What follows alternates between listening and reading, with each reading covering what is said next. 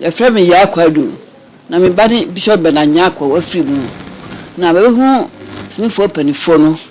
so be jam na me nya me bana yi na yiri so be 5th of June o pakuso Rubakalik School Park 5th and 6th of June ti Mr. ma hu panifo no sinifo panifo ni na ti be jam na nye Bishop Benanyako eyi no ata sini na man me na Mr. Mara me jamme na yenye Bishop Benanyako no na yi 5th and 6th of June ani ye katelechi Rubakalik School Park Pakuso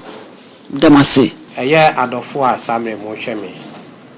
eye mo amu yesini ene Ghana man nyina migina the Film Producers Association of Ghana 5 Park any Actors Guild any Crew Association anemu simo yese na se me bomo nka yese eye nua Bishop Benanyako nyameto ne nsa frɛ no mre bi atwam a yakata yesi no afena abrewa yi pomakwan mu a ye benum ne sikasa na nyame ya adoma eye 5th and 6th of June na yi no ye no wo Pakoso Roman Catholic Park into ye to yen safre obi ase omra meka ye ho na ye nkodom abusua